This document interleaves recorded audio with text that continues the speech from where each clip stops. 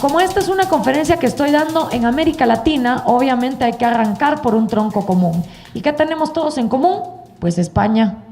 Por algo hablamos español, tenemos la misma cultura y el mismo pasado. Incluso si hacemos una línea transversal de nuestra historia política, vamos a descubrir que, por ejemplo, entrado el siglo XX, todos tuvimos un dictador medio loco, luego vino nuestra especie de Perón, todos tuvimos más de alguno de esos, luego tuvimos dictaduras militares, algunos tuvimos guerrillas marxistas, luego tuvimos sustitución de importaciones con la CEPAL, de ahí la mayoría tuvimos gobiernos de derecha en los años 90 que nos fallaron con el libre mercado, más adelante voy a hablar de eso.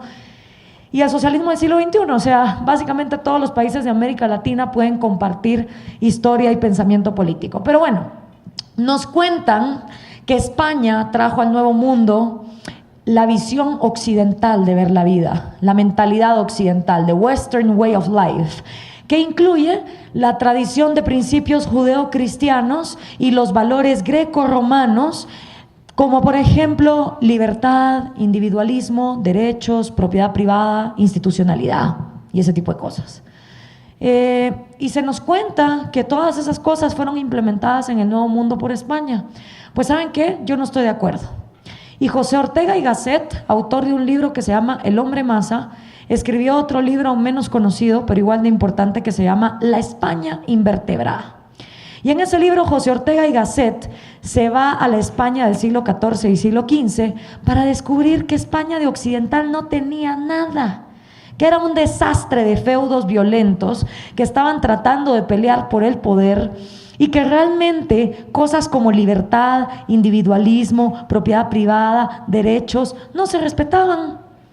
Lo que realmente era España era un desorden, donde el individuo no valía nada. Lo que había ahí eran reinos y feudos, habían expulsado a los moros, que llevaban 8 siglos de estar ahí metidos, y en fin, Ortega y Gasset desarrolla todo el desastre institucional y social y cultural que era España en el momento en que a Cristóbal Colón se le ocurre descubrir América, buscando las Indias.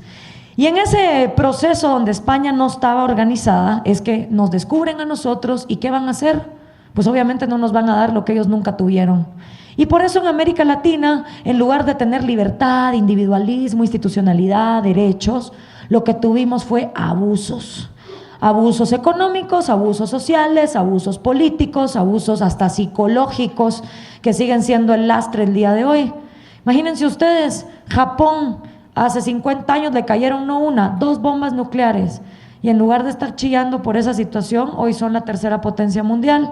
El latinoamericano sigue diciendo que por lo que le pasó hace 500 años sigue como está hoy. Entonces, esos abusos también tienen un trasfondo. Siguiente, por favor. Y hay otro autor que se llama Álvaro Vargas Llosa. Él es el hijo del premio Nobel Mario Vargas Llosa.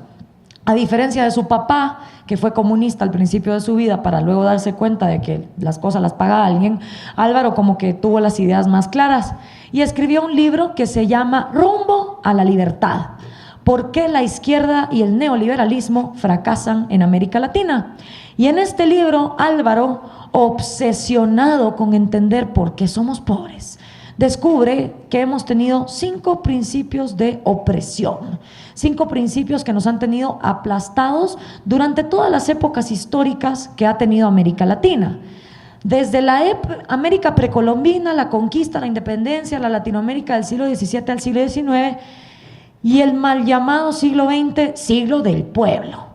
Resulta que América Latina entró al siglo XX y en 1910 los mexicanos hicieron la Revolución Mexicana por el pueblo. En 1930 surge el APRA en Perú por el pueblo. En 1959 por el pueblo, el Che Guevara y Fidel Castro toman Cuba y a raíz de ahí se devengan un chorro de guerrillas marxistas en toda la región por el pueblo, para el pueblo y desde el pueblo. ¿Pero qué pasó? Entramos al siglo XXI y el pueblo siguió igual o peor. Entonces resulta que estos principios de opresión son como aquellas viejas películas de Bruce Willis, duros de matar, y han sobrevivido hasta la actualidad. ¿Y cuáles son? Son corporativismo, mercantilismo estatal, privilegio, transferencia de riqueza y ley politizada. Vamos a ir viendo cada uno para que los puedan ir viendo. Siguiente, por favor. Siguiente. El corporativismo. El corporativismo es una visión estatal donde el individuo como persona no vale nada. En este continente nos acostumbramos a que la persona como persona no vale absolutamente nada. Todo depende a qué club pertenezcas. Y dependiendo del club al que perteneces, tienes más derechos que el Estado te otorga.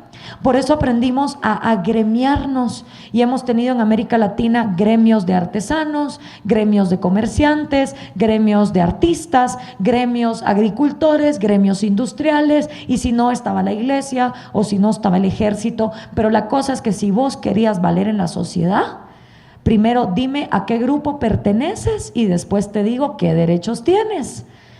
Eso no solo adrementa contra el individualismo y el poder de cada persona de salir adelante, sino que también produce derechos de propiedad privada a discreción. Por ejemplo, en mi país, Guatemala, 40% de la población es indígena y hasta entrado el siglo XX los indígenas tenían prohibido acumular propiedad privada, mucho menos hablar de votar. Entonces, ¿cómo pretendemos que una población que ha sido rezagada del sistema económico luego entienda lo que es ahorrar, producir, comerciar? Está difícil, ¿no? Subida de impuestos constantes, expropiaciones en nombre del Estado y por supuesto el sistema de las encomiendas, porque como nos parecía muy cruel eso de la esclavitud, entonces decidimos hacer el sistema de encomiendas, que básicamente era que a un español le daban 500 indios para que los cristianizara y los pusiera a trabajar en la hacienda. El problema es que les pagaban con dinero que solo era intercambiable en la tienda de la finca. Entonces el pobre cuate a fin de mes le paraba debiendo al patrono. ¿Qué posibilidad de ahorro? ¿Qué posibilidad de producción? ¿Qué posibilidad de poder hacer algo con el fruto de tu esfuerzo? Nula, ¿no? Siguiente, por favor. El segundo principio de opresión que ha tenido América Latina aplastada. ¿Han oído ustedes? Pues yo levanto la mano porque yo lo he oído 1000 veces. ¿Cuántos de ustedes han escuchado que los problemas de América Latina son culpa de ese capitalismo asqueroso, salvaje, explotador, inhumano que quiere a los pobres aplastados y tirados? Yo lo he escuchado 1000 veces. Sin embargo, hay un pequeño problema. Y es que si uno se va a la definición de Carlos Marx o a la definición de Adam Smith, se da cuenta que capitalismo, en su sentido epistemológico, quiere decir libre mercado. ¿Libre de qué?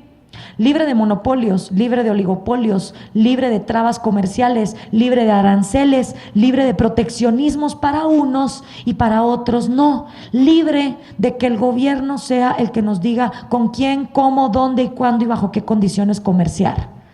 Y pregunto yo, ¿cuándo rayos en América Latina hemos tenido libre mercado? Porque si yo como guatemalteca quiero venir a poner una cafetería a Ecuador, no les cuento el chorro de impuestos, de trámites burocráticos, de sobornos y de trabas que me ponen para poderlo hacer. Si un argentino se quiere ir a vivir a Perú, la pasa igual. Si un colombiano quiere abrir un negocio en México, también. Entonces, ¿por qué culpamos algo que nunca ha existido de todas nuestras desgracias? Lo que hemos tenido en América Latina, mis queridos amigos, se llama mercantilismo estatal. Y es la noción de que tú no existís económicamente, sino hasta que el Estado te da el derecho de existir. Y déjenme decirles que esto no empezó con España, esto ya estaba en las épocas precolombinas. Porque otra gran mentira que nos cuentan es que las civilizaciones incas, aztecas, mayas, toltecas vivían en una especie de paz, tomados de la mano, bailando cumbayá. Y no hay mentira más grande que esa.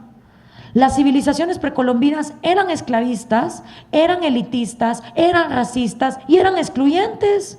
Por eso fue fácil para Hernán Cortés, para Francisco Pizarro, para Pedro Alvarado y para todos estos cuates volarle la cabeza a líderes como Moctezuma y ponerse ellos, porque ya la sociedad estaba acostumbrada a ser aplastada.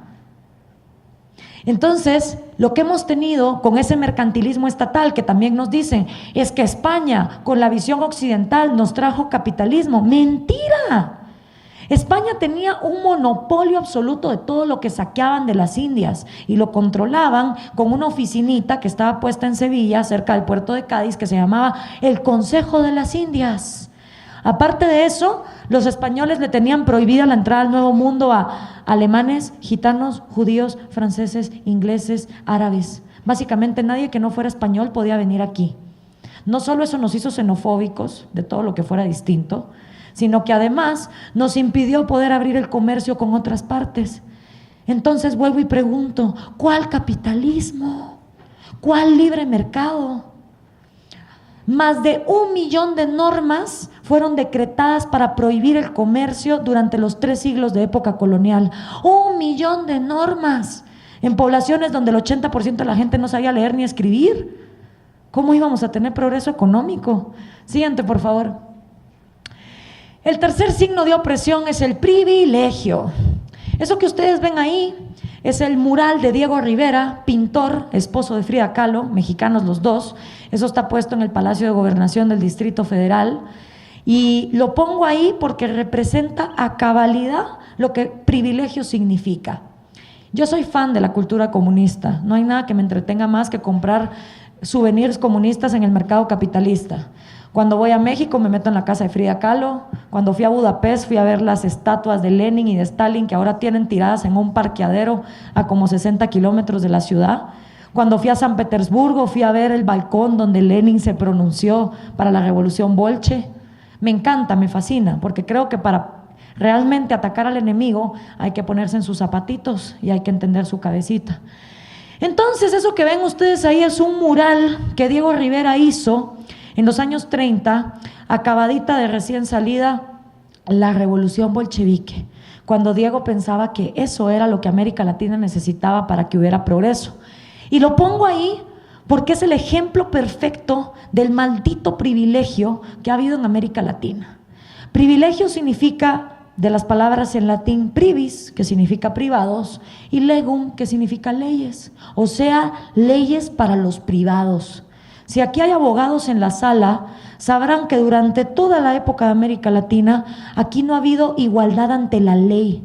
Aquí ha habido leyes para grupos, leyes para indios, leyes para esclavos, leyes para nobles, leyes para comerciantes. El noble es diferente del cura, el cura del guerrero, el guerrero del artesano, el artesano del plebeyo y el plebeyo del esclavo. En América Latina tenemos una obsesión por dividirnos y clasificarnos por cosas tan absurdas como nuestro color de piel, o cuánto dinero tenemos en la bolsa, o de qué cepa venimos. O no es verdad que lo primero que le preguntan a uno es: a ver, mijita, ¿y tú de qué Álvarez sos? ¿De los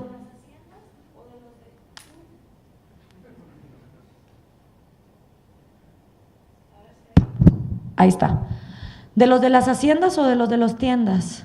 Ah, de los Álvarez. Entonces, a mí ese problema nunca lo tuve, porque yo llegaba a Guatemala y decía: no, yo vengo de inmigrantes cubanos de los 60, cero cepa. Pero sí, nos fascina clasificarnos por esas estupideces. Color de piel, clase social, colegio donde estudiaste. Y eso lo que ha logrado es que en América Latina no valoremos a la gente por lo que la gente realmente vale, por Dios santo: su cerebro, su mente, su mérito. Ese privilegio hace que uno no trabaje para subsistir, uno subsiste para mantener el Estado, que es bueno y es poderoso y nos ayuda a todos a salir adelante. Ese privilegio ha hecho que la movilidad social sea imposible, porque si naciste pobre, ni modo, te moriste pobre. Y si naciste noble, buenísimo, puedes rascarte el ombligo toda la vida que otro trabaja por ti. Esa es la historia de América Latina, señores. De ahí es de donde venimos. Siguiente, por favor. El cuarto principio de opresión es la transferencia de riqueza. En América Latina concebimos la riqueza como un pastelito. Un pastelito que lo que tenemos que hacer es dividirlo en más pedacitos para que haya justicia. ¿Sí o no? Y entonces durante siglos la riqueza se transfería de los que la producían, los que estaban abajo, a los nobles que no tenían que trabajarla. ¿Y qué propone el populista? Pues que no, que lo hagamos al revés, que en lugar de abajo para arriba, la onda sea de arriba para abajo, y que entonces los que producen mantengan a los que no producen. Sin embargo, ¿será que la riqueza se transfiere o será que la riqueza se crea? Y aquí me voy a poner en la parte Carl Sagan Cosmos de la presentación. Pensemos en el planeta Tierra, el planeta hermoso donde vivimos.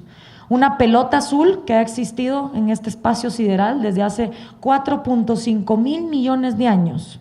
Ahí, dando vueltas la pelota. Y desde todo ese tiempo, esa pelota azul ha tenido la misma cantidad de agua, considerablemente la misma cantidad de tierra, la misma cantidad de minerales, de recursos naturales. Y un día surge la especie humana. ¿Cómo y por qué? No sé, eso a creencia y preferencia de cada quien. Pero un día surge la especie humana y los cavernícolas en esa pelota azul apenas si tenían cuevas y de la nada descubrieron el fuego. Y hoy por hoy, en esa misma pelota azul, con los mismos minerales, los mismos recursos, la misma agua, la misma tierra, el hombre moderno tiene cámaras, micrófonos, PowerPoint, clickers, sillas, universidades, publicidad, políticos, arquitectos, empresarios, matemática, filosofía, smartphones, internet, etcétera, etcétera. Entonces, ¿qué ha hecho la diferencia? Si es la misma pelota azul, con los mismos recursos, para que el cavernícola solo tuviera fuego y cuevas y nosotros hoy tengamos tanto chunche que nos vive a veces como que distrayendo de lo que es importante en la vida. La diferencia, mis queridos amigos, la ha hecho el único recurso inagotable que existe en este planeta. Y el único recurso inagotable que existe en este planeta es la mente humana. La mente humana es la única cosa que hasta la fecha, a menos que existan ovnis, que conocemos, es capaz de transformar las cosas que siempre han existido en cosas que nunca habían existido. J.K. Rowling se estaba muriendo del hambre y vivía del welfare state inglés. Un día se sienta en una cafetería y escribe un pequeño librito llamado Harry Potter. Hoy la mujer tiene más dinero que la reina de Inglaterra.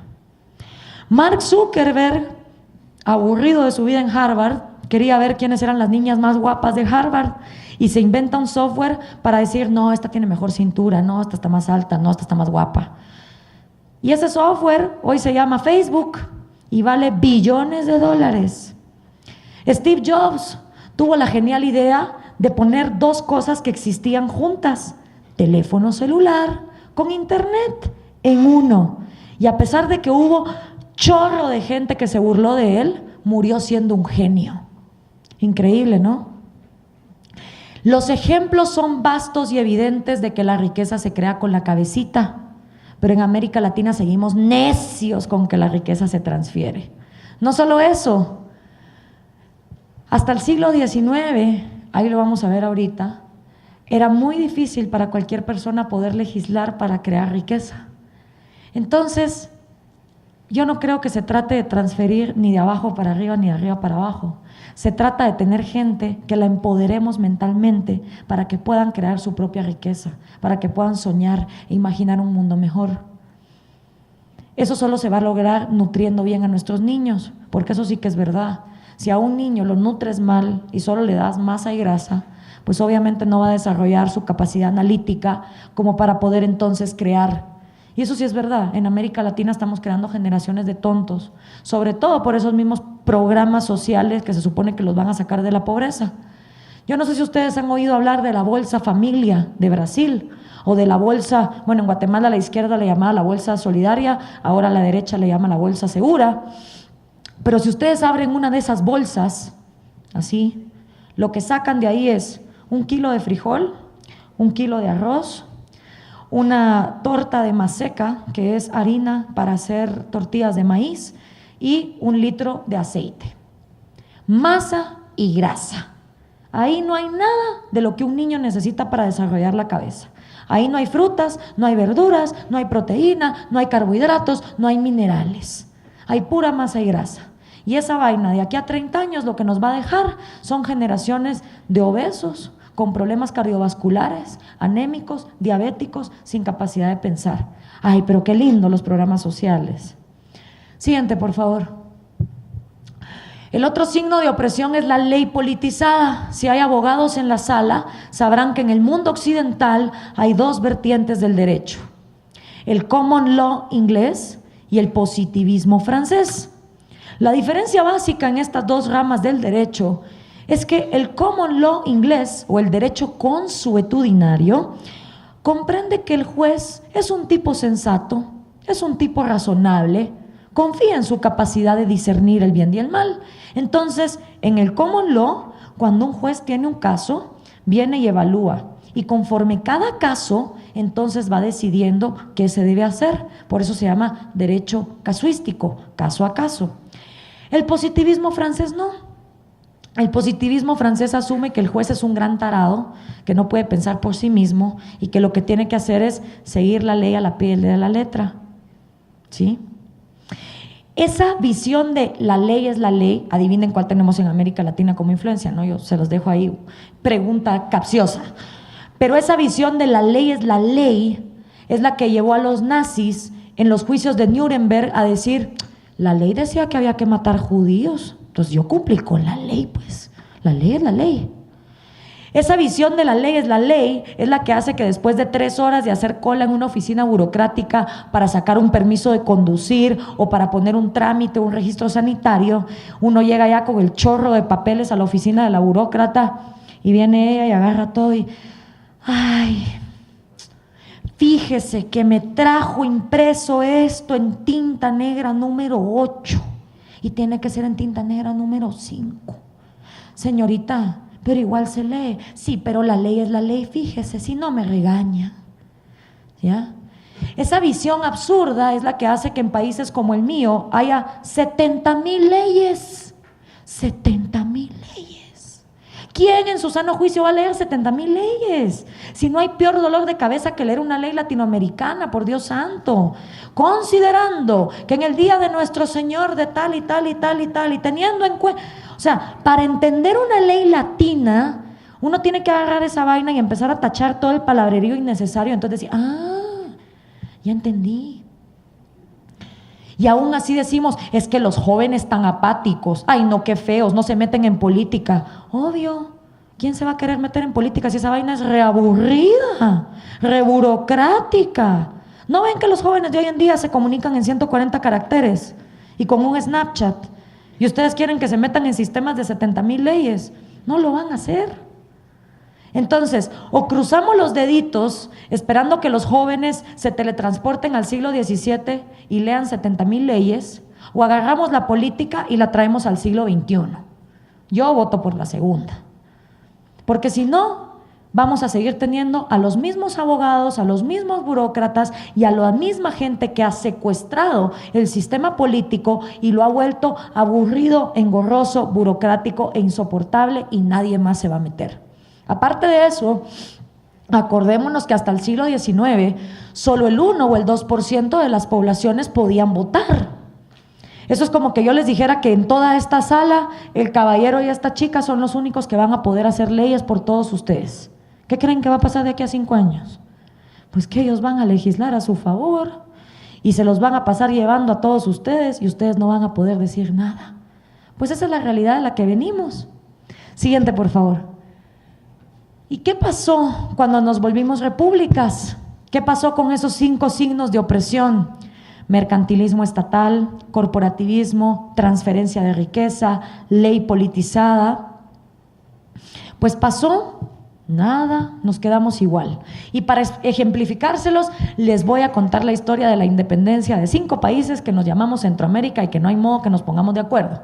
Guatemala, Honduras, Nicaragua, El Salvador, Costa Rica y Panamá cuando quiere. Nosotros realmente nos independizamos no porque quisiéramos, sino porque España ya estaba hasta el cuello de las deudas, porque encima de todo lo que les conté, que nos metieron el monopolio, que saquearon y todo el rollo, se pararon endeudando. Es que los españoles vienen endeudándose desde hace rato, déjenme decirles, esto no es nuevo. Y se endeudaron para Alemania y para que Inglaterra se quedaran con todo el oro, la plata. Bueno, incluso en el Museo de Viena está el penacho de Moctezuma y es hasta la fecha que los mexicanos dicen devuélvanos el penacho y dicen pues no, porque fue un pago de deuda. Imagínense. Entonces España estaba en la quiebra y no podía más con nosotros.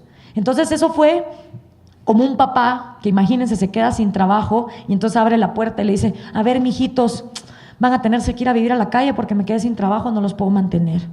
Y ahí vamos los 5 países centroamericanos, hijitos, así diciendo, pero papá, yo no sé qué es ser independiente, qué miedo, ¿cómo se hace eso? Así nacimos a la independencia de Centroamérica un 15 de septiembre de 1821. Firmamos nuestra acta de independencia en papel sellante del rey Fernando VII de España. O sea, ni nuestro propio papel pudimos ir a conseguir. Y eso no es lo peor. Nos independizamos bajo 3 condiciones. Número 1, lealtad absoluta con la corona española.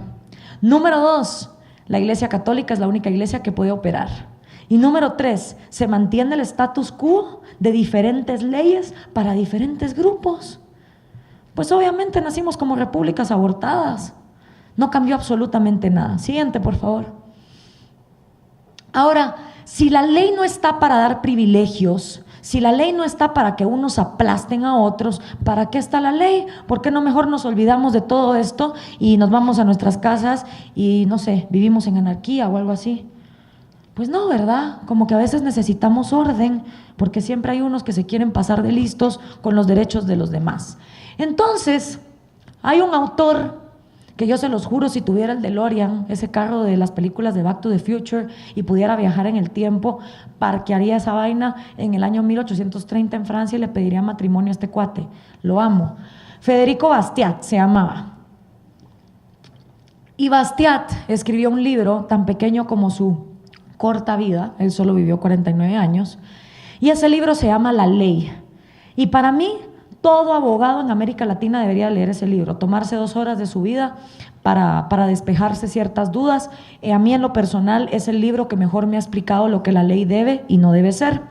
Y Bastiat dice en su libro, la ley no tiene por misión regir nuestras conciencias, nuestras ideas, nuestras voluntades, nuestros sentimientos, instrucción, intercambios, dones, placeres. La ley no tiene por misión regular la letra de las canciones en la radio y cortarle la parte de la cerveza y el tequila a la canción de Enrique Iglesias de Bailando, cosa que me pasó aquí en Ecuador y me quedé así de shock. La ley no tiene por misión andarle diciendo a la gente cómo vivir, cuándo vivir, qué hacer y qué no hacer. No. La misión de la ley consiste en que en todas esas materias los actos de unos no atropellen los derechos de los otros. O como dijeron los Beatles, live and let live. O como dijo Jesucristo, no le hagas a otros lo que no quieres que te hagan a ti, brother. La ley está para eso, pero en América Latina no. Siguiente, por favor. También dijo Bastiat, la ley se ha pervertido y se sigue pervirtiendo bajo la influencia de 2 fuerzas radicalmente diferentes. La primera, el egoísmo falto de inteligencia, y la segunda, la falsa filantropía.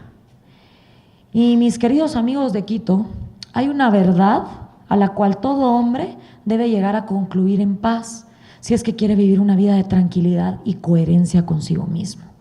Y esa verdad, mis queridos amigos, es que todos somos egoístas. Todos y cada uno de los 7,000 millones de seres humanos que estamos paraditos en esta tierra y los que ya se murieron son y fueron egoístas. Todos tenemos nuestros propios intereses, nuestros propios sueños, propias motivaciones, propios impulsos. Todos y cada uno de ustedes tiene una razón muy específica por la cual está aquí sentado el día de hoy. Esa característica de que todos somos egoístas no solo es de los humanos, es de todo lo que está vivo. Jirafas, perros, gatos, mariposas, pececitos, aves, los dinosaurios, todo lo que está vivo, estuvo vivo y estará vivo es egoísta. ¿Y eso es bueno o eso es malo? No sé, pero es una realidad. Y más nos vale empezar a tener soluciones que vayan con nuestra realidad y no que vayan en contra de nuestra realidad. ¿Y por qué los seres humanos somos egoístas y todo lo que está vivo es egoísta? ¿No se han dado cuenta ustedes de una cosa? Todo lo que está vivo quiere seguir vivo. Todo lo que está vivo, desde que es una microcélula, lucha por su vida. Y para luchar por la vida, para buscar refugio, para cazar, para innovar, hay que tener el deseo de quererse superar y pensar en uno mismo. A mí me matan de la risa los jóvenes en Latinoamérica que quieren cambiar el mundo y hagamos revolución y saquemos 10,000 personas a la calle para quejarnos del gobierno, pero exigir que sea ese mismo gobierno el que nos dé la solución. No sé cómo la causa del problema va a ser la solución a los problemas, pero bueno, muchos jóvenes piensan eso y ahí van en hordas a exigirle al Estado que se porte mejor porque no les gusta lo que están haciendo. Ajá. ¿Y cómo rayos vamos a cambiar Latinoamérica si tenemos juventudes que no saben hacer nada más que delinquir? O los famosos ninis que ni estudian ni trabajan. ¿Es que el joven acaso no se ha dado cuenta que si primero no piensa en sí mismo, si primero no estudia, si primero no se prepara, si primero no aprende una profesión para conseguir un trabajo, no va a tener nada que aportarle a su sociedad? Si no pensamos primero en nosotros mismos, no tenemos absolutamente nada que aportarle después a la sociedad. Pero claro, en Latinoamérica se nos enseña que pensar en uno mismo es pecado mortal. Y por eso anda todo el mundo ahí de hipócrita diciendo, esto lo hago por el pueblo. ¡Mentira! Ni por el pueblo ni por nada.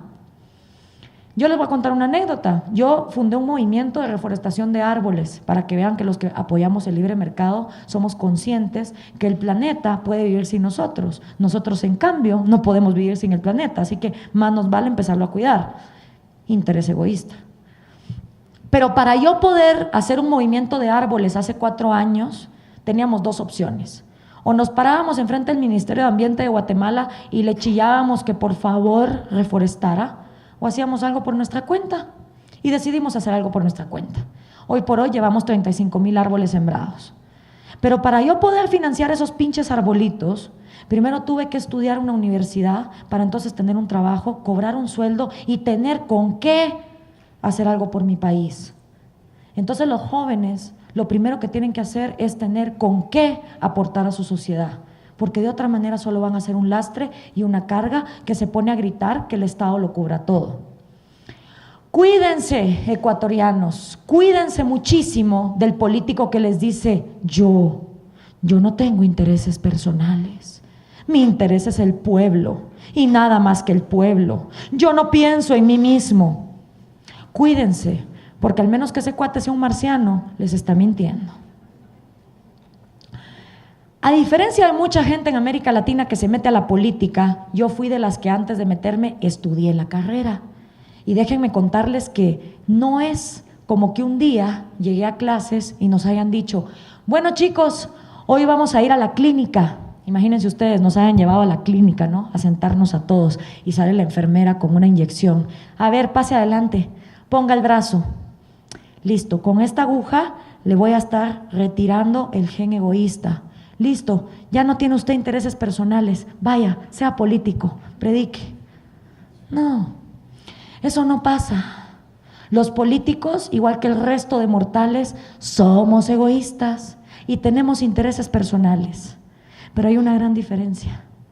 Cada ser humano escoge si va a ser un egoísta falto de inteligencia o si va a ser un egoísta inteligente. ¿Y cuál es la diferencia? Pues que los egoístas inteligentes o egoístas racionales entienden que su vida, su propiedad privada y su libertad tienen tanto derecho de existir como la vida, la propiedad privada y la libertad del resto de 7,000 millones de seres humanos que están en este planeta. Los egoístas faltos de inteligencia, en cambio, creen que su vida, su propiedad y su libertad está por encima de la de todo el resto de mortales. Y por eso se ponen a matar, a robar, a asesinar, a corromper, a delinquir o a montar empresas en el nombre del pueblo con las cuales ellas lucran con dinero ajeno. Cada uno de ustedes decide si va a ser egoísta racional o si va a ser egoísta irracional. Eso es voluntad de cada quien. Yo tengo un interés egoísta en estar haciendo lo que estoy haciendo. Primero que todo, abrí la bocota y 5 millones de latinoamericanos me apoyaron dándole share o dándole view en YouTube a mis palabras. Con lo cual, como le dijeron a Spider-Man, con un gran poder viene una gran responsabilidad. Y de la nada me empezaron a invitar a diferentes países para exponer mis ideas. Cosa que yo ya llevaba haciendo en Guatemala desde hacía 5 años. O sea, yo ahorita estoy viviendo mi especie de dream job, sin yo saber que ese iba a ser mi dream job. Cuando a uno le preguntan, ¿qué te miras haciendo hace 5 años? A mí me hubieran preguntado, ¿qué te miras haciendo hace 6 meses? Y en mi vida se me hubiera ocurrido que iba a estar en Quito, Ecuador, después de una gira latinoamericana hablando de populismo. O sea, ni de chiste. Pero mi interés egoísta en estar haciendo esto, a diferencia del montón de políticos que hay en Guatemala, no es llegar al gobierno y robar, 4 años, listo, ya tengo dinero para tenerme que ir a vivir fugado con 18,000 guardaespaldas, 80 K-47 en una casa blindada porque vivo preso de mi propia corrupción. No, ese no es mi interés egoísta. Porque a diferencia de la mayoría de políticos latinoamericanos, yo ya entendí una cosa. La corrupción de hoy, el dinero que los políticos se roban hoy, es la violencia del mañana. Y si yo robo hoy, lo único que estoy pagando a largo plazo es que a mi hija la violen sexualmente, la hija que todavía no tengo, que a mi hijo lo secuestren o que a mi padre lo asesinen. Eso es lo que los políticos no han entendido. Porque como son tan tarados que tienen una visión de aquí hasta su nariz, roban y no se dan cuenta que eso solo lleva al país a la perdición y luego crean violencia. Mi interés egoísta en estar haciendo lo que estoy haciendo es que yo vivo en un país que realmente es un paraíso tropical. Quien haya ido a Guatemala o se meta en Google realmente va a ver que es una nación hermosa. Pero lastimosamente yo no puedo caminar 3 cuadras sin que venga un brother y me ponga una pistola y me pida el celular. ¿Sí? Entonces yo ya me harté de vivir en un país que está cundido de narcos, de pandilleros, de corruptos, de madres que no atienden a sus hijos desnutridos, de gente que no se hace responsable de la consecuencia de sus actos, de juventudes que se traban la camiseta del Che Guevara sin saber quién es el cuate y solo exigen y no dan nada para su sociedad. Ya me harté de vivir en un país así. Y por supuesto que yo quiero hacer billete, pero ya entendí que para hacer billete tengo que hacer que todos en mi país puedan hacer billete por sus propios pies. Y la única forma de lograr eso es abriendo cabezas. Ese es mi interés egoísta y por eso estoy haciendo lo que estoy haciendo. Siguiente, por favor. Siguiente. Ese es el credo del Movimiento Cívico Nacional, donde yo trabajo desde hace 2 años. Básicamente nuestra razón de existir es rescatar la república. Y ahí lo que dice es que creemos en Guatemala como una república donde se respete el Estado de Derecho.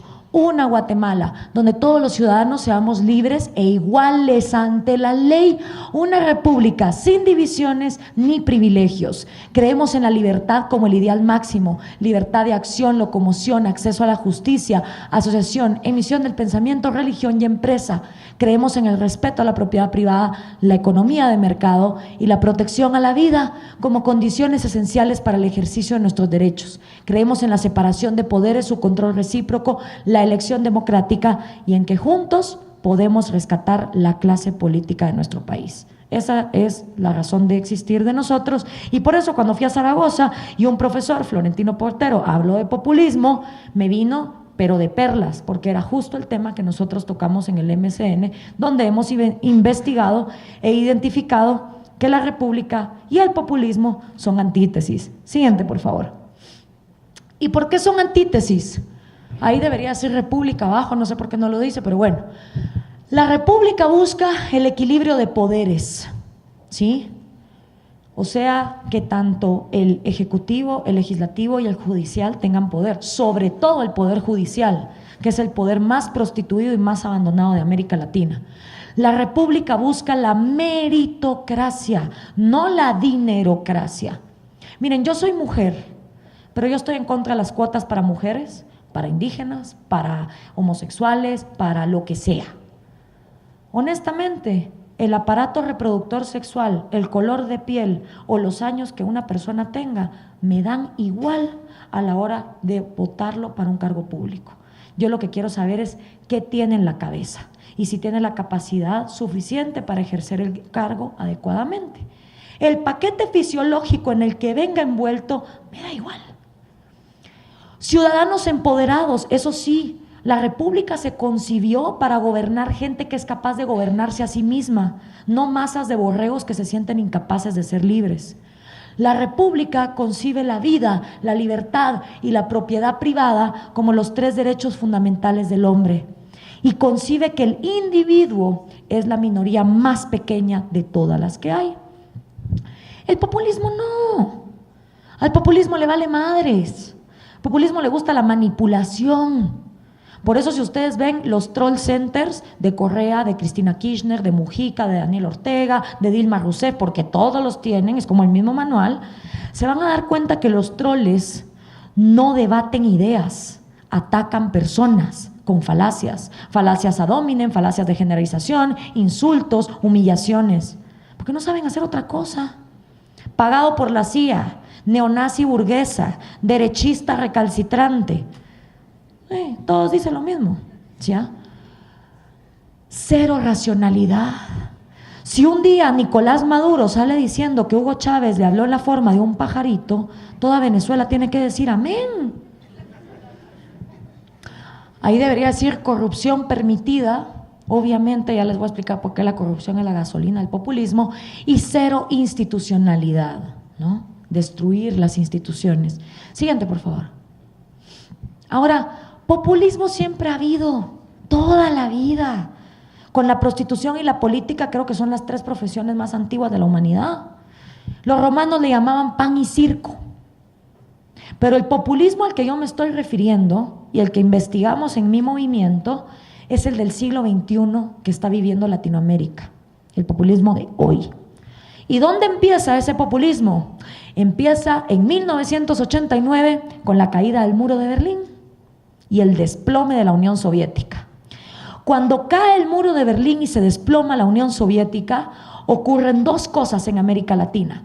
La primera, la izquierda latinoamericana se queda sin plata. Las guerrillas marxistas ya no tienen AK-47 de gratis, ya no tienen granadas, ya no tienen bombas. Los partidos políticos comunistas se quedan sin ideólogos que los lleven gratis a vivir a San Petersburgo y Moscú para meterles comunismo. Las asociaciones estudiantiles también se quedan sin apoyo. Y como encima la mayoría de nosotros pasamos de dictaduras militares a gobiernos civiles, las guerrillas marxistas se quedaron pensando, bueno, ¿y ahora qué hacemos? Ya no hay a quién secuestrar, ¿a quién le ponemos la bomba? Entonces tenían que reingeniárselas para llegar al poder. Agarran un avión y llegan a Sao Paulo, Brasil, y celebran una cosa que se llamó el Foro de Sao Paulo. Y en el Foro de Sao Paulo empiezan a discutir, brother, ¿cómo vamos a llegar al poder? Porque ahora la vía violenta ya no se vale y ya no tenemos la plata de la Unión Soviética. Ah, pero tenemos petróleo, ¿cierto? Y tenemos todo el adoctrinamiento que Cuba lleva teniendo desde hace 50 años. Pues arranquemos con eso, ¿no? Y hacen una agendita. Esa pequeña agenda se llama Socialismo del siglo XXI y es lo que estamos viendo implementado hoy. ¿Y en qué consiste el nuevo juego? Pues el nuevo juego se llama democracia. ¿Y cómo se juega? Preguntaron en el Foro de Sao Paulo. Y entonces alguien contestó, es bien fácil, solo tenemos que convencer a una bola que vote por nosotros. ¿Y cómo los convencemos? Con populismo. Mira pues, agarramos a Marx, la división de clases, le damos un twist, una nueva fórmula para el siglo XXI, dividimos a la sociedad con odio, le decimos a la gente que está mal porque otra está bien, nos votan, llegamos al poder y hacemos billete en paleta. Eso fue lo primero que pasó con la caída del muro de Berlín.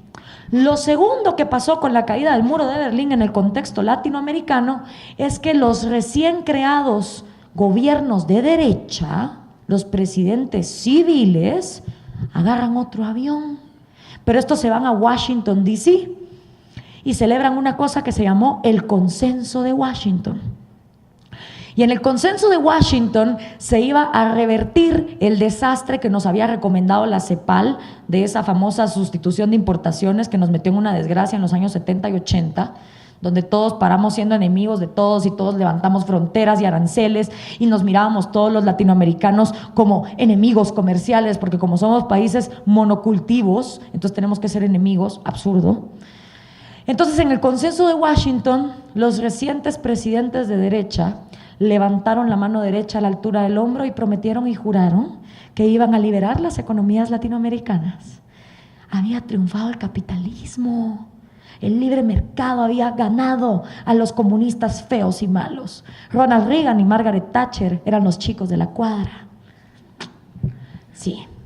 El pequeño problema es que cuando esos presidentes regresaron a sus países, privatizaron, vaya si no, privatizaron hidroeléctricas, telefonías, aerolíneas, ferrovías, correos, recursos naturales, minería, de todo. Pero ¿lo liberaron? No. Primero, no volvieron accionistas a los trabajadores de esa empresa, que era lo que tenían que haber hecho para que cada trabajador se sintiera parte de la nueva empresa. No. Y lo segundo que hicieron fue que lo privatizaron y las concesiones se las dieron a sus primos, hermanos, colegas, amigos del partido, amigos de la infancia, compañeros del kindergarten, a su rosca, pues. ¿Ya? Entonces, ¿qué pasó? No hubo libre mercado, pero en la mentalidad del latinoamericano, que su historia lo atropella antes de que él la analice y la entienda, el capitalismo es una miércoles. El libre mercado fracasó y nadie se dio cuenta que el libre mercado nunca hubo. Y entonces un día surge Hugo Chávez en 1998 y le dice a la región: el capitalismo imperialista yanqui es una basura, el camino es el socialismo del siglo XXI. Y detrás de él, Fidel feliz. Ha de haber salido de la refrigeradora donde lo tienen metido en la isla y ha de haber dicho: menos mal. Vaya hombre, ya tengo a quien pasarle la estafeta del comunismo para que se reparta la miseria en otra región del continente. Feliz. Y detrás de él vino Rafael Correa, Evo Morales, Dilma Rousseff, Lula da Silva, Cristina Kirchner, Daniel Ortega y toda la conga, uno detrás del otro. Eso no es lo peor. Lo peor es que los de derecha, que habían quedado remalparados por las pésimas privatizaciones de los 90, voltearon a ver a los de la izquierda y dijeron: brother, hay que ser populistas. Y entonces ahora tenemos partidos de derecha, partidos de izquierda, partidos sin ideología, todos jugando a ser el mejor Santa Claus que regale chunches con dinero ajeno. Todos están compitiendo para ver quién es el mayor populista. Siguiente, por favor. Siguiente. ¿Y por qué la república? Pues miren, los griegos, que como no tenían smartphone, se ponían a filosofar viendo las estrellas, se ponían a pensar: ¿quién es el hombre? ¿A qué vino al mundo? ¿Y qué es lo que hace? Y se dieron cuenta de una cosa: todo ser humano, todo individuo nace con 3 derechos: vida, propiedad privada y libertad. Siguiente, por favor. El derecho a la vida, facilito de entender. Naces de tu mamá, naces con vida, tenés derecho a que nadie te mate. Fácil, derecho a la vida. Siguiente. Luego viene la propiedad privada. ¿Sabían ustedes que ustedes nacen con sus primeras 2 propiedades privadas? Cuando ustedes nacen de su mamacita y nacen vivos, nacen con cuerpo. Piénsenlo, si no nacieran con cuerpo, no tendrían ojos para observar la realidad tridimensional, no tendrían oídos para escuchar los sonidos de la realidad, no tendrían boca para expresar sus opiniones sobre esa realidad, no tendrían manos para poder manipular los recursos de esa realidad y transformarlos, no tendrían pies para poderse mover. Su cuerpo es el vehículo a través del cual cada quien transita el camino de la vida. Y cada quien decide lo que hace con su cuerpo. Cada quien decide si le pone un tatuaje a su cuerpo, si lo engorda, si lo adelgaza, si lo emborracha, si le mete drogas, si lo pone a ejercicio, si no le da ejercicio. Cada quien decide. Tu cuerpo es tu primera propiedad privada. Y como lo trates, te tratará él a ti. Tu segunda propiedad privada con la que naces es tu mente. Tu mente es un software mental único, como una computadora, mejor si es Mac, así no se traba tanto. Y el día que naces, ese software mental hace pling y se prende. Y entonces empezás a absorber conversaciones, cariños, tristezas, alegrías, libros, películas, anécdotas, viajes, experiencias, divorcios, infidelidades, muertes, alegrías, amistades. Y el día que mueres, esa computadora hace shutdown y se apaga. También, como con tu cuerpo, tú decides qué le metes a tu mente, tú decides con qué películas lo aburres o lo entretienes, tú decides qué libros le metes, qué información le das, qué información no le das, con quién te juntas para ver de qué conversas. Y conforme mejor lo ejercites con una cosa que se llama lectura, que es el ejercicio de la mente, pues vas a tener la capacidad de resolver los problemas que se te vayan presentando en la vida. Cuerpo y mente, primeras dos propiedades privadas de cada ser humano. Y con esas dos eres capaz de adquirir todas las demás: empresas, autos, aviones, yates, helicópteros, viajes, centros comerciales, lo que quieras. Tercero, siguiente por favor, la libertad. El derecho a ser libre. Porque si tú naces con vida, con cuerpo, con mente, pero te ponen una cadena con una pelota de hierro, no te podés mover, no podés trabajar, no te podés expresar. Regresemos a la de la República, porfa. Gracias. Vida, propiedad y libertad. 3 derechos fundamentales en cada ser humano. ¿Y saben qué es lo más bonito y hermoso? Que existen en cada uno de nosotros sin impedir que existan en los demás. Que yo esté viva no impide que ustedes estén vivos. Que yo tenga cuerpo y mente no impide que ustedes tengan cuerpo y mente. Que yo tenga la libertad de expresarme en Zaragoza no impide que ustedes tengan la libertad de expresarse en Quito, Ecuador.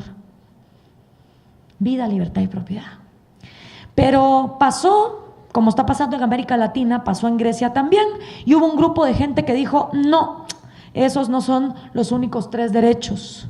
Hay otros derechos: derecho a la salud, derecho a la educación, derecho a vestimenta, derecho a jugar, derecho a trabajar. Y próximamente, en la Carta Universal de Derechos Humanos de las Naciones Unidas, el derecho universal al Internet. Por cierto, derecho a sillas hay, porque ahí hay algunas vacías por si alguien se quiere sentar y no seguir parado. Ahí quedan bastantes lugares. Ajá, dijeron los filósofos griegos. Y con toda esa lista de Santa Claus de derechos, ¿cómo cambia el panorama? Porque los griegos no eran ideólogos, eran filósofos. Entonces, cuando la realidad presentaba un problema, ellos analizaban cómo la realidad iba a absorber ese problema, en lugar de enfrascarse en: esta es mi ideología, yo de aquí no salgo. Entonces los griegos vinieron y dijeron: bueno, el problema está en que cuando un niño, un bebé, nace de su mamacita, lastimosamente no nace con un papelito en la mano que diga: vale por toda la educación de kindergarten, primaria, secundaria, universitaria y doctorados que esta persona va a necesitar por el resto de su vida. Ya todo está pagado. Tampoco cuando los bebés nacen con un papelito que diga: vale por toda la salud, médicos, hospitales, clínicas y operaciones que este niño va a necesitar hasta el día de su muerte, también el ataúd ya está incluido. No. Y para desgracia de todos los hombres presentes en la sala, ninguna mujer nacemos con un vale que diga: vale por todo el shopping, zapatos y maquillaje que esta mujer va a querer por el resto de su vida. No. Sería hermoso, maravilloso, divino, sería un mundo de color de rosa, que cada bebé naciera con todos esos vales y muchísimos más. Ay, qué bonito sería, pero no es la realidad, ni modo. Vivimos en un mundo que hay escasez y que para producir las cosas alguien las tiene que hacer. Y lo que primero nos inventamos para hacer que la gente produjera cosas fue la esclavitud. Ay, qué bonito, agarramos un par de negros, los esclavizamos, los tenemos en cadenas y ¡produzca! Luego como que nos humanizamos y nos dimos cuenta que eso era bien feo. Y entonces decidimos que la mejor forma de incentivar a un ser humano a que produjera algo era pagándole con dinero. Porque el dinero emancipa.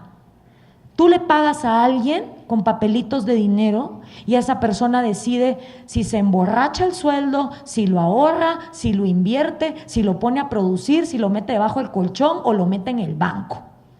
Eso es pedo de cada quien. Y no será perfecto, pero es el mejor sistema que nos hemos inventado hasta ahora. Si alguien tiene uno mejor, propóngalo, pero el de la esclavitud y el comunismo como que no nos fue muy bien. Entonces, para tener hospitales, clínicas, lápices, crayones, libros, alguien los tiene que producir, alguien los tiene que pagar. Y por eso yo dije en mi discurso de Zaragoza que nada es gratis, que todo viene pagado de algo. Y para ejemplificárselos vamos a hacer aquí un ejercicio. Vamos a dividir la sala a la mitad. Este lado pide derecho a la salud, este lado pide derecho a la educación y yo, gobernante.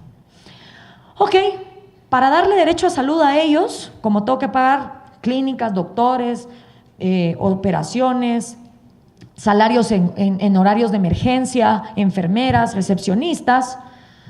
Todos ustedes me van a dar un poquito de su propiedad privada y vamos a pagar entonces por ellos. Ajá. Y eso no los convierte a ellos como en ciudadanos VIP, first class, y los hace a ustedes ciudadanos de segunda categoría, low class.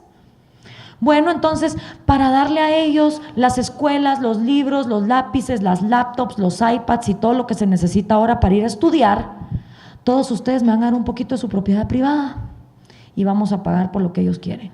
Ajá. Entonces, como que ustedes se vuelven los VIPs, los ciudadanos VIP first class, y ustedes se vuelven ciudadanos de segunda categoría.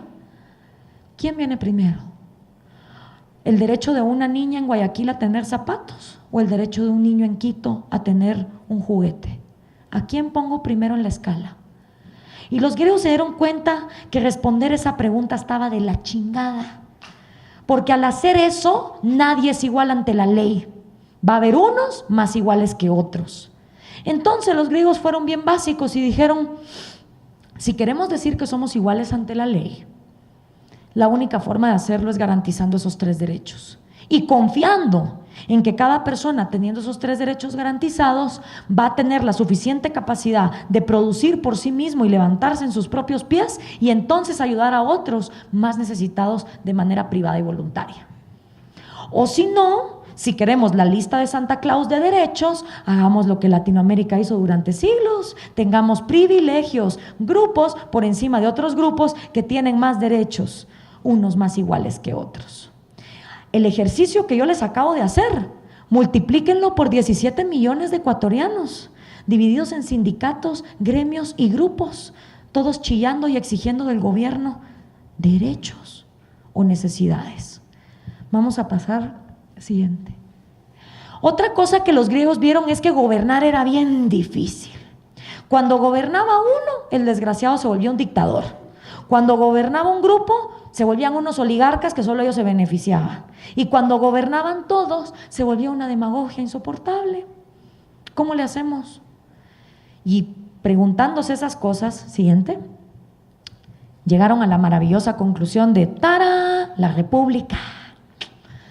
La República anula los vicios de las 3 formas. Primero, hay un presidente que no puede hacer lo que le dé la gana. Bueno, al menos que en la asamblea pues ponga a 100 asambleístas que básicamente se vuelven sus escribanos, ¿verdad? Gracias. Pero en un principio, en la República hay un presidente que no puede hacer lo que le dé la gana porque hay una cosa que se llama asamblea o congreso. Idealmente dividido en 2 cámaras. En una cámara, el Senado, y en otra cámara, la de los comunes.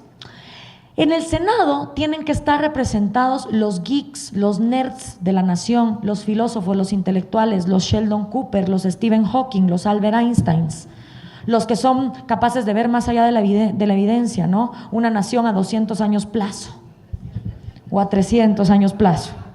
Eso en el Senado.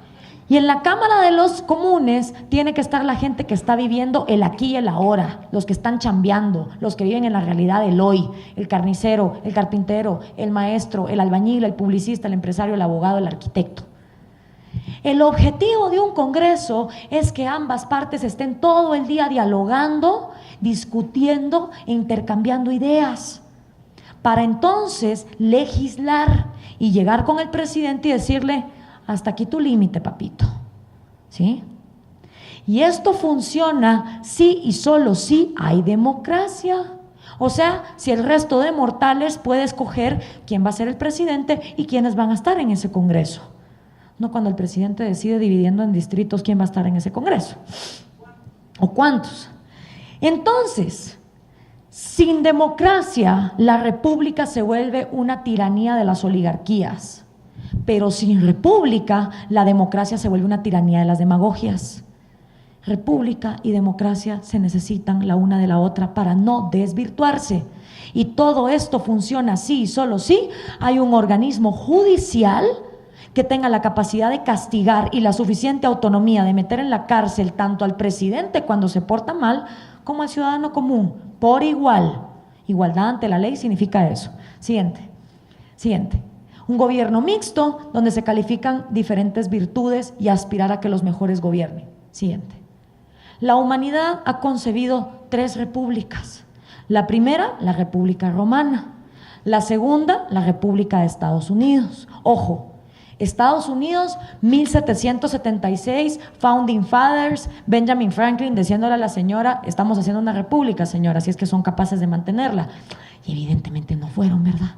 Muy diferente el Estados Unidos de 1776 al Estados Unidos 2015, Obamacare, 18 trillones de deuda. 2 cosas completamente diferentes. Y por último, la República de Star Wars o la Guerra de las Galaxias. Siguiente. Las 3 tuvieron algo en común. Sucumbieron ante un imperio que anula el equilibrio de poderes. Darth Vader no quería que ningún planeta se gobernara a sí mismo, creía que en el Death Star todo se podía controlar. Obama lo mismo con el gobierno federal y Julio César también con el imperio. Same, different name. Siguiente. ¿Y por qué el populismo es la antítesis de la república? Siguiente. Porque el populismo basa su dicotomía en 2 conceptos: pueblo y antipueblo. El pueblo es el sumum de todas las virtudes de una sociedad. El pueblo es honrado, aunque venda su voto por una gallina. El pueblo es inocente de todos los males habidos y por haber en la sociedad. El pueblo es desinteresado y el pueblo está dotado de un instinto político infalible. El pueblo nunca se equivoca con el tarado que elige, jamás. No solo eso, pueblo se vuelve sinónimo de gobierno y todo lo que está en contra del gobierno no es pueblo, es antipueblo. El antipueblo representa la causa de todos los males habidos y por haber en una sociedad, incluyendo maremotos, terremotos, huracanes, bombas nucleares, crisis económicas, lo que sea, culpa al antipueblo. El populista básicamente siempre tiene 3 enemigos. Uno anterior, que puede ser el dictador oligarca militar de derechas. Uno interior, que casi siempre son los burgueses explotadores inconscientes capitalistas. Y uno exterior, que casi siempre son los yanquis. También el antipueblo puede tomar formas como la oligarquía, la plutocracia, los extranjeros, el clero, los judíos, la monarquía. Ahora, muy bonito y maravilloso, pero ¿quién es pueblo? ¿Dónde vive pueblo? ¿A qué huele pueblo? A mí me encantaría ir un día a la casa de pueblo y tocarle la puerta. Buenas, ¿está pueblo? Y que saliera pueblo, multicultural y pluriétnico. Sí. Hola pueblo, ¿qué tal? ¿Cómo estás? Yo te quería venir a preguntar. Pueblo, todo el mundo habla en tu nombre, pueblo. Cristina Kirchner habla en tu nombre, Dilma Rousseff habla en tu nombre, Michelle Bachelet habla en tu nombre, Rafael Correa habla en tu nombre, Evo Morales habla en tu nombre, Hugo Chávez habla en tu nombre, Fidel Castro, el Che Guevara, Adolfo Hitler habla en tu nombre, Lenin habla en tu nombre, Stalin también. Pueblo, todo el mundo habla en tu nombre. Y todo el mundo dice que quieres una cosa o quieres otra. ¿Qué quieres tú, pueblo? Ya así de verdad, acabemos con esto de una vez. No, ¿verdad? Pueblo no existe. Pueblo no llora, pueblo no siente, pueblo no respira, pueblo no ríe, pueblo no tiene hijos, pueblo no trabaja. Pueblo es una palabrota que la humanidad se ha inventado para entender la vida en colectividad. Eso es todo. Lo que realmente habemos somos individuos con cuerpos únicos y software mentales únicos. Eso es lo que habemos. Pero a la hora de que un populista habla, todos somos pueblo. ¡Ta huevos! ¿Quién quiere ser antipueblo? Nadie quiere estar del lado de los malos. Y desgraciadamente no ha llegado el día en que Rafael Correa les mande a los ecuatorianos por debajo de la puerta de sus casas una guía telefónica más o menos que diga: de ahora en adelante, de 17 millones de ecuatorianos partidos por la mitad en 8.5, de este lado, con nombre y documento de identificación, estos son pueblo. Y de este lado, con nombre y número de identificación, estos 8.5 millones son antipueblo. Claro, es que si al menos hicieran eso, uno vendría, agarraría la lista y diría: ah, bueno, me tocó ser antipueblo, me jodí. Pero ya sabría uno de qué lado está. Pero no, ¿verdad? No nos dividen. Entonces, a la hora del discurso, todo el mundo es pueblo. Qué bonito, ¿no? Nadie quiere pagar las cuentas. Siguiente, por favor. Y así es como empieza el manual del populista. Primero, insertar odio en la sociedad, dividiéndola en pueblo y antipueblo.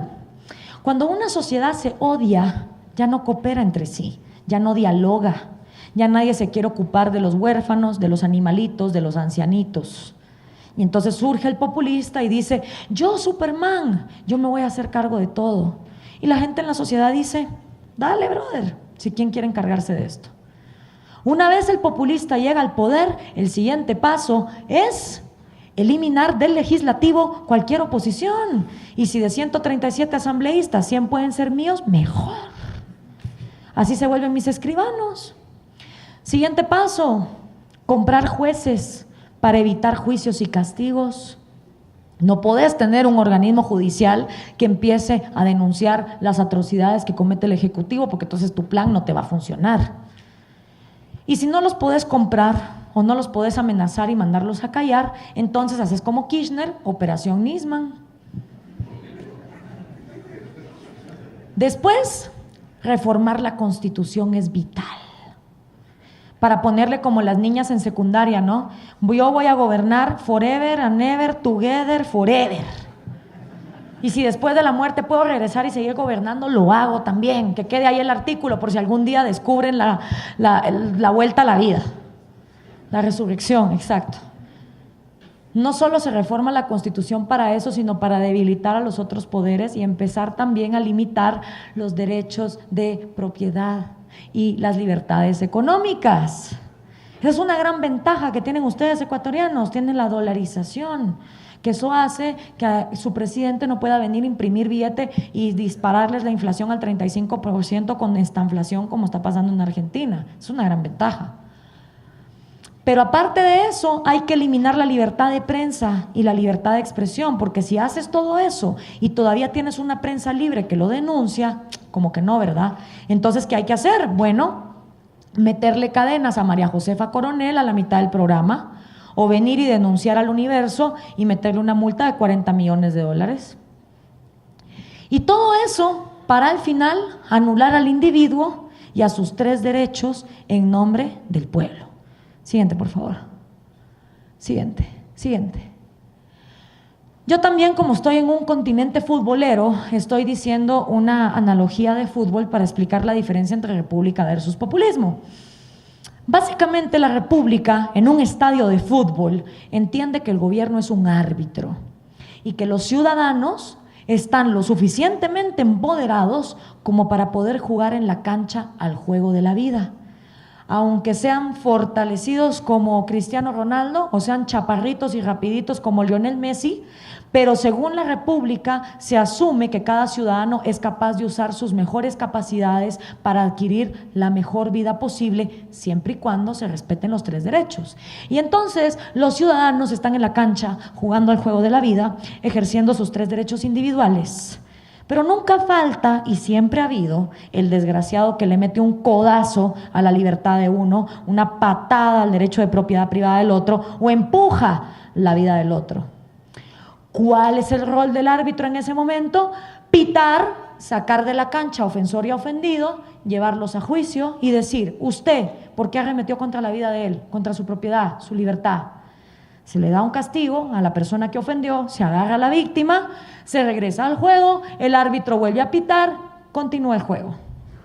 Así es como la República concibe al gobierno, como un árbitro. Siguiente. El populista no.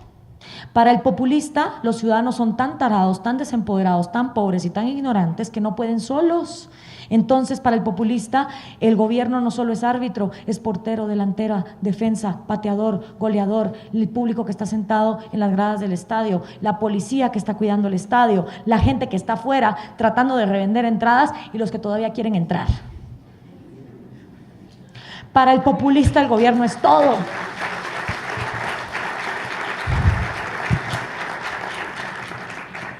¿Y cómo le hace el populista para pasar de pinche árbitro a hacerlo todo? Con el manual que les acabo de explicar.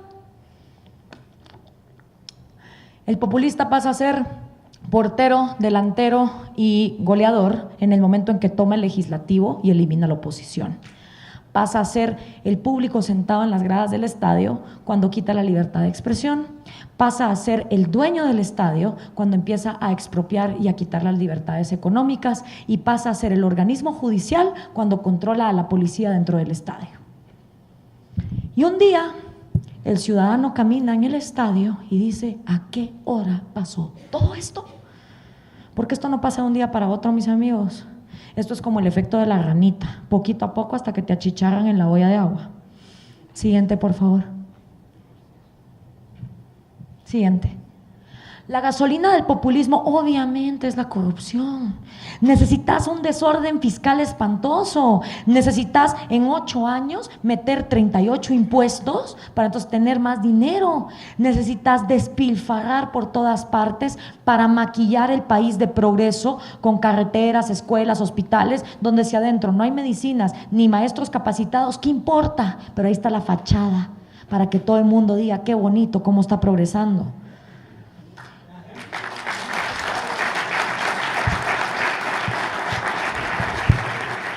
Gracias. Petróleos de Venezuela desde el año 2003 que no entrega un estado financiero público. Nadie sabe cuánto dinero ha salido y ha entrado para Ecuador, Bolivia, Nicaragua, Cuba y todos los demás países. Nadie sabe. Ese desorden es vital para que el populista mantenga esa manipulación. Siguiente, por favor. ¿Y por qué dice la República que la minoría más pequeña es el individuo?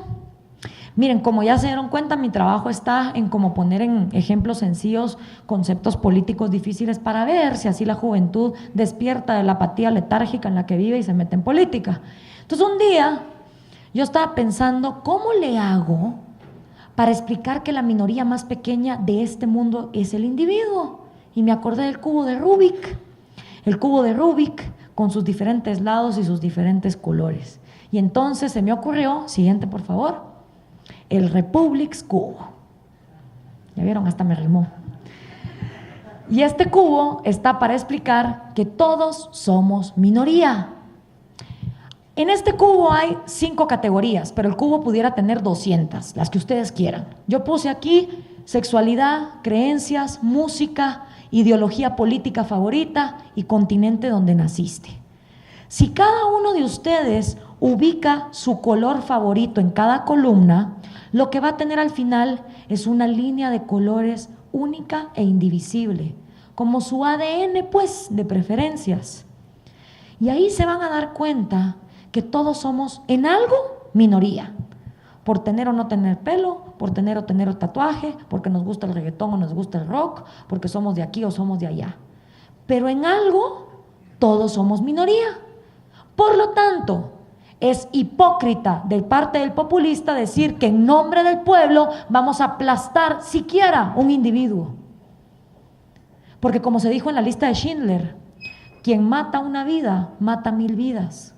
Y quien salva una vida, salva 1000 vidas. No vamos a llegar a ningún lado en este continente si seguimos aplastando individuos en nombre de un pueblo que no existe. O empezamos a respetar a cada ser humano, a su vida, a su libertad y su propiedad, o olvídense, los populistas van a seguir ganando la batalla. Siguiente, por favor. Ya estoy a punto de terminar, se los prometo. Pero ¿saben qué? Esto no es lo peor de todo.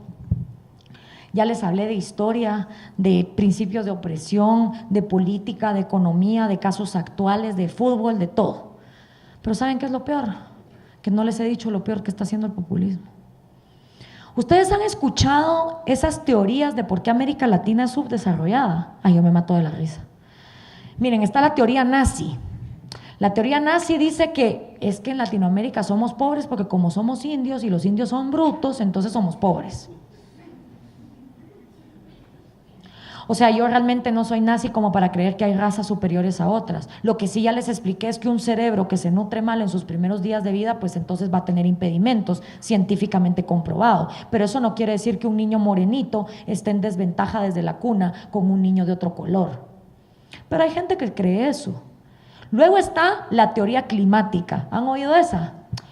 Es que como somos tropicales somos haraganes. Entonces, obvio, somos pobres. Es la teoría climática. Y hay regiones en el mundo donde hay un calor infernal espantoso, como por ejemplo en Guayaquil, que me la pasé súper astral, pero qué calor. Y lo único que me contaron de ese lugar es que siempre ha sido zona comercial. Entonces no me vengan con mentiras. No somos tropicales y haraganes. Podemos ser tropicales y productivos, claro que sí, pero con las adecuadas instituciones. Y mientras más viajo por América Latina, más me convenzo de que somos una de las regiones más ricas en recursos naturales. Sin embargo, desiertos como Israel y Taiwán nos ganan la batalla. Entonces yo no creo que el problema de América Latina sea ni genético, ni climático, ni de recursos. ¿Saben cuál creo yo que es el problema de América Latina? Psicológico y mental. Y ese es un problema bien jodido de resolver, porque solo depende de cada quien. ¿Y cómo les enoja a los periodistas? Fíjense cuando les digo eso. ¿Cómo se cambia el populismo, Gloria? ¿Cómo sacamos a Maduro del poder? ¿Qué predices de aquí a 25 años? ¿Qué es lo que va a pasar? Brother, depende de cada mente, de todas y cada una de las mentes. O sea que yo tengo que empezar por mi Facebook a tirar ideas. Ajá. O sea que yo tengo que empezar por leer de diferentes ideologías y definirme ideológicamente. Ajá. O sea que yo tengo que usar mi cuenta de Twitter para empezar a tirar ideas. Ajá. O sea, no hay fórmula mágica, así como para sacar a 10 millones de una vez a la calle y cambiar esto. No les gusta esa respuesta. Pero para mí, ahí está el problema. Psicológico, señores. Y todo empieza con el círculo del victimismo que le da paso al populismo. Primera parada, educación de victimismo. Si aquí hay padres de familia, y obviamente todos somos hijos de alguien, acuérdense de sus años de escuela. Cuando ustedes iban a la escuela, en kindergarten, la mamá siempre se encarga que la nena vaya con las trenzas bien hechas, que el niño vaya con la mochila de Spider-Man o de Superman o de He-Man o del superhéroe del año para que no le hagan bullying, ¿verdad? Los manda al colegio. Después en la secundaria, cuando llega el día de la graduación, que la niña se ponga el mejor vestido, que vaya al salón de belleza, que le hagan los colochos, le pongan las uñas, la maquillen hermosa, al chico que le metan el traje Hugo Boss, la corbata más linda, lo perfumen bien y vámonos a la fiesta de graduación porque los niños se graduaron del colegio. Todos los padres latinoamericanos son así y cuidan todos esos detalles. Pero cuéntenme ustedes, ¿cuántos de los papás aquí presentes o hijos aquí presentes se acuerdan de haber abierto el libro de estudios sociales o de historia de sus hijos en quinto primaria o sexto primaria? Para saber qué cuento le estaban contando a sus hijos, víctimas de qué los estaban haciendo. Porque por mucho que esté la lonchera de Spider-Man y el vestido del año, lo más importante de pasar por la escuela es lo que queda en la cabeza. Y es en la escuela donde a nuestros niños les están enseñando a ser víctimas. Víctimas de los yanquis, de los españoles, de la oligarquía, del conflicto armado que ni siquiera vivieron, del dictador militar que lleva 80 años muerto, de cualquier cosa. Y para ejemplificarlo, siguiente por favor. Universidad de Buenos Aires, Facultad de Derecho, año 2014, mes noviembre. Gloria muriéndose de las ganas de ir al baño y eso era lo más cercano que había. Entro y me encuentro con el stand de la Cámpora, ¿sí? Y entonces leo un cartel que dice que la universidad se pinte de pueblo. ¿Quién es pueblo? La izquierda está con Cristina y con el Proyecto Nacional Popular y Latinoamericano. Súmate a la militancia. PCCE Universidad. Revolución es sentido del momento histórico. Fidel Castro. Regresemos, por favor. ¿Víctimas de qué los estamos haciendo? Y el problema es que la gente que crece como víctima luego tiene baja autoestima, fíjense. Luego se siente que no puede con su propia existencia, que vino a este mundo a sufrir, que hay judíos, aliens o una mezcla de ambas en una teoría de conspiración medio sionista que los tiene aplastados con los hilos de la popetería que no los va a dejar salir adelante. Ustedes se sorprenderían de la cantidad de jóvenes que creen que hay una conspiración que los tiene aplastados y todos los días se lo repiten en la cabecita. La gente con baja autoestima no se la cree. Cree que vino a este mundo a sufrir, a ser miserable.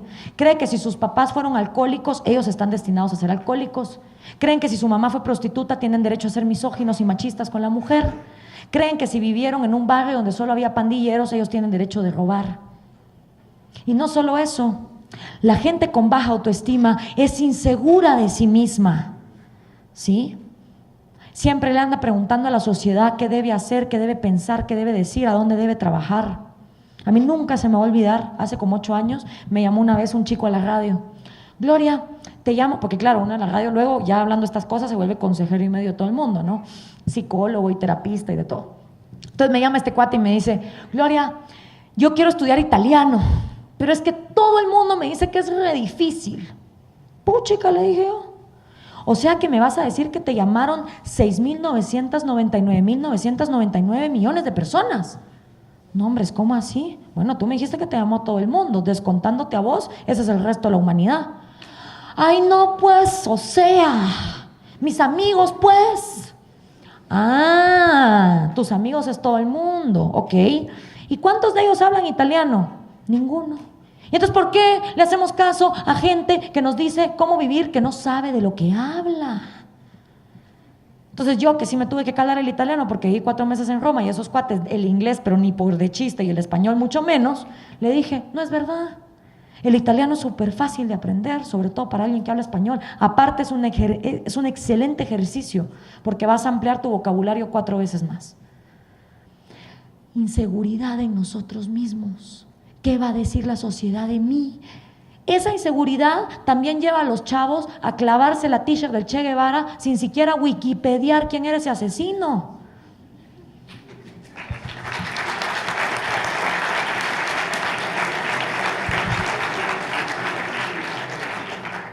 Y por supuesto, este tipo de personas luego tienen pánico de tomar riesgos.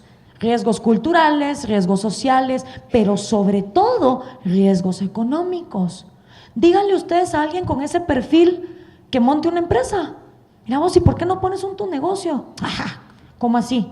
Con yo, mío, de mi dinero mío, de mi bolsa mío. No, hombre, estás loco, brother. Imagínate, yo pongo la empresa y me voy a la quiebra. ¿Qué hago?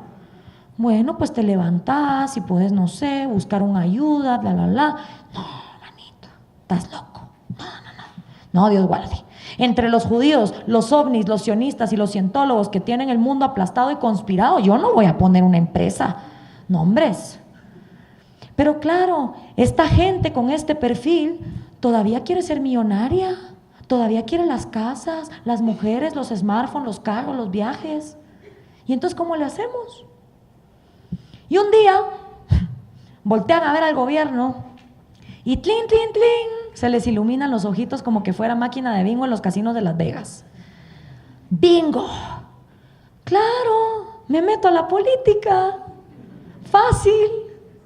Me tiro de presidente, de alcalde, de prefecto, lo que sea. Entro al gobierno, agarro el dinero del pueblo, monto mi negocito, me hago millonario. Y si me va bien, buenísimo, agarré el dinero que ni era mío. Y si me va mal, ¿qué importa? El marrón se lo come el pueblo y como pueblo no es nadie, nos jodemos todos.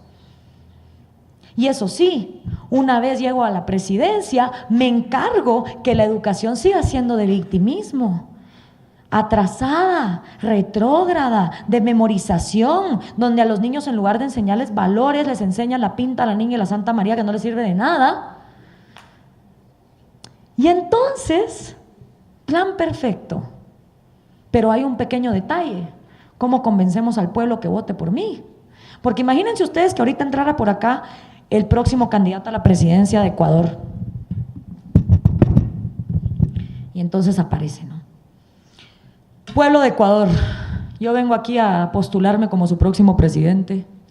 La verdad es que yo fui educado como víctima, tengo baja autoestima, soy inseguro de mí mismo. No he podido superar los problemas de alcohol de mi papá y por eso no permito que ninguno de ustedes tome los domingos.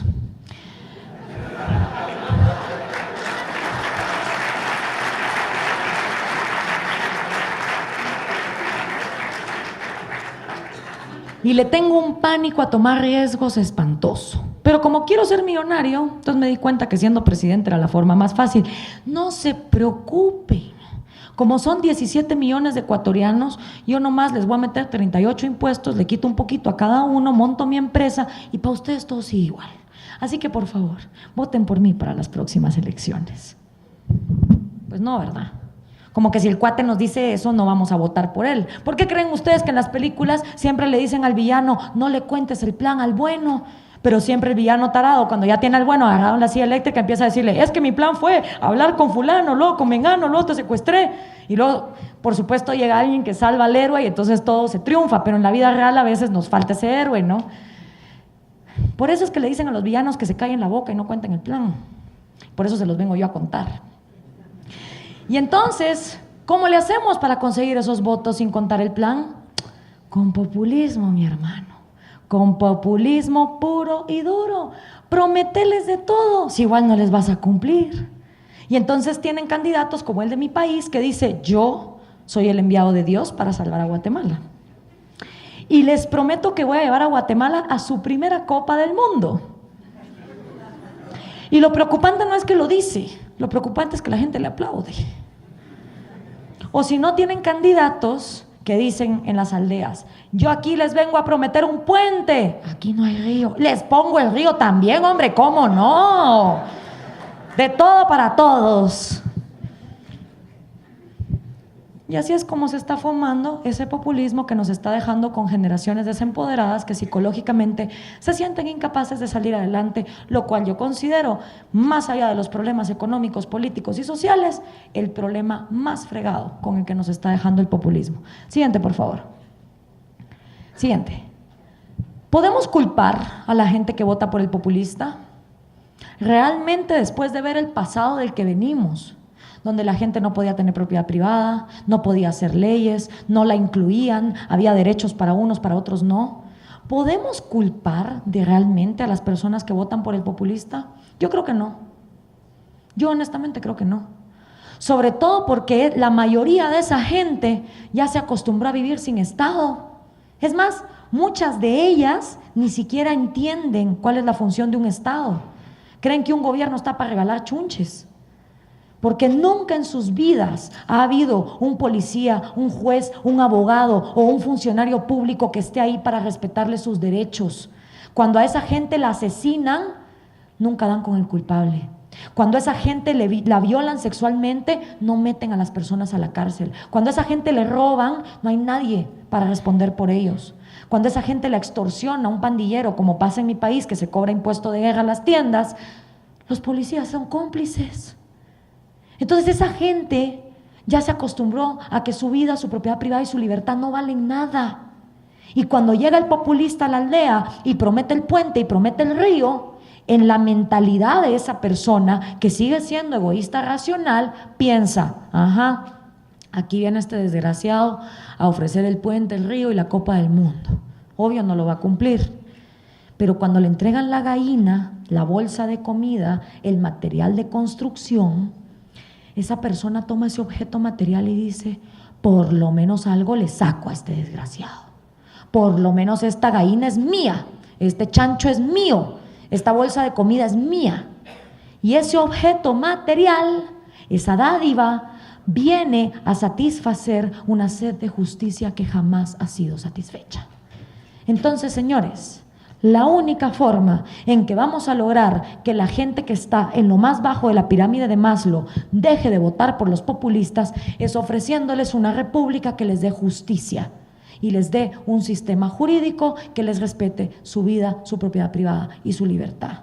Yo me rehúso a pensar que toda la gente que no tiene dinero en la bolsa no tiene sesos en el cerebro. ¿Y saben por qué me rehúso? Porque hay 3 millones de guatemaltecos que se cruzaron uno de los desiertos más jodidos del mundo con tal de ir a vivir en un país que sí les garantizara su vida, su propiedad privada y su libertad, cosa que su patria no puede hacer por ellos. Entonces yo me rehúso a pensar que toda la gente pobre lo que quiere es un regalo. Yo estoy segura y he conocido miles de personas en pobreza que lo que quieren son oportunidades y que se les respeten sus derechos. Y a menos que hagamos eso, vamos a seguir teniendo populistas en la región. Siguiente, por favor. Siguiente. Tenemos un proyecto en el MCN, porque no solo se trata de empoderar psicológicamente al ciudadano, cosa que hacemos cuando vamos al interior y damos conferencias, sino también estamos haciendo un proyecto que se llama La Cantera, para tener liderazgo político con meritocracia comprobada. La Cantera está abierta para cualquier guatemalteco mayor de 27 años con un título en algo. Entregan su hoja de vida, pasan detector de mentiras, entregan antecedentes judiciales, antecedentes policíacos, hacen una prueba psicológica y si pasan todo este proceso, ingresan becados a una maestría en políticas públicas, donde cada uno de ellos desarrolla un proyecto en salud, educación, seguridad, lo que ellos quieran. Objetivo, que estos canteranos sean absorbidos por los partidos políticos de mi país. Llevamos 2 años de estarlos entrenando y ahorita son elecciones en septiembre, les contaré cómo nos va. Mucha gente me pregunta, ¿y qué te garantiza que con todo y todo no se van a torcer una vez estén en el Congreso? Nada. El que quiera garantías, como dice mi jefe, que vaya a un banco. Pero estamos siguiendo el consejo de uno de los hombres más inteligentes del siglo XX que dijo, si queremos resultados diferentes, más nos vale empezar a hacer cosas diferentes. Y este, mis queridos amigos, es el primero y único ejercicio para tener políticos con meritocracia comprobada que mi país ha conocido. Puede que funcione, puede que no, pero por lo menos lo estamos intentando. Siguiente. Por último, los dejo con esta frase de Eduardo Enríquez, autor nicaragüense, que dice: sí es posible construir la república soñada cuando al fin rompamos los complejos de inferioridad que hasta ahora nos han mantenido atados a proyectos políticos mediocres. El camino empieza por asumir con responsabilidad el compromiso que nace de concebirnos como hombres y mujeres libres. Muchísimas gracias por su atención.